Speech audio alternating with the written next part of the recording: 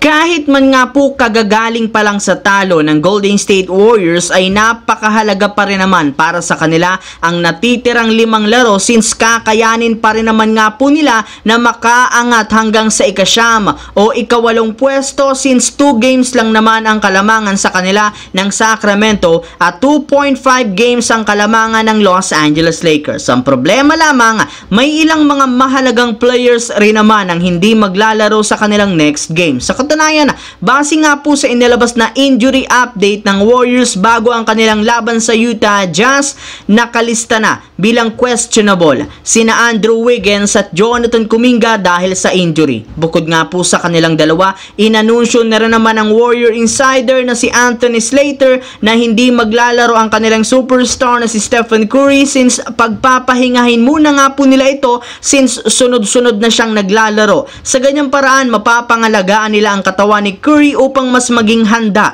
para sa darating na play-in tournament. Samantala, pagkatapos lamang nga pong makuha ng Lakers ang ika-8 pwesto, plano na rin naman nga po ng kanilang team na umabante agad bukas sa pang-7 pwesto. Ngunit magagawa lamang nila ayan kung mangyayari bukas sa NBA ang dalawang senaryo. Una ay ang katotohanan na dapat ngang matalo ang New Orleans Pelicans next game nila sa Phoenix Suns.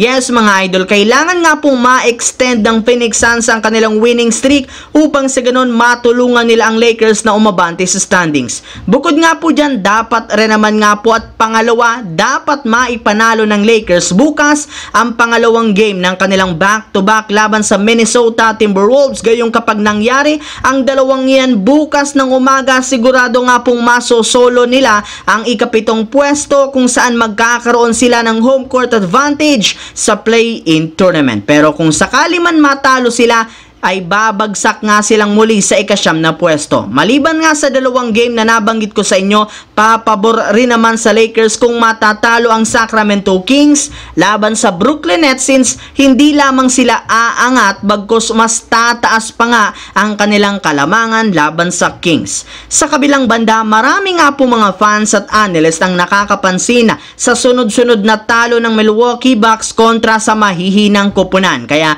hindi na nga naiwasan pa na maghinala na sinasadya ng Bucks na magpatalo at magpabagsak upang maiwasan nila na makatapat sa play-in tournament ang Miami Heat o di kaya ang Philadelphia 76ers. Para nga po sa inyong kaalaman, as of today nasa 7th seed ang Miami Heat at 8th seed naman ang Philadelphia na siyang inaasahang maglalaban sa play-in tournament para maging ika-7 sa East Playoffs. At kung sino ang mananalo, siyang makakalaban ng ika-2nd seed na Milwaukee Bucks. Kaya dahil dyan, medyo hindi nga maganda ang kalagayan ngayon since pareho ngang may kakayahan ng Miami at 76ers na patumbahin sila sa isang 7-game series. Sa parte nga ng Miami, nag-iima nga bigla ang laruan ito pagdating sa playoffs, lalo na ni Jimmy Butler, at personal nga itong nakita ng Bucks nang ilaglag sila nito. Habang pagdating naman sa 76ers, hindi rin naman nga nila ito mamaliitin since bumabalik na rin naman ang tunay na lakas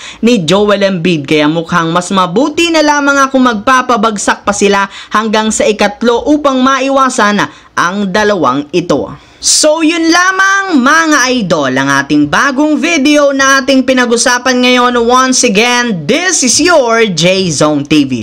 Huwag kalimutang mag-like at syempre mag-subscribe. Pindutin ang notification bell sa akin channel para lagi kayo maging updated sa mga videos na pinapalabas ko. Isang malaking shoutout sa lahat mga idol. Maraming salamat po.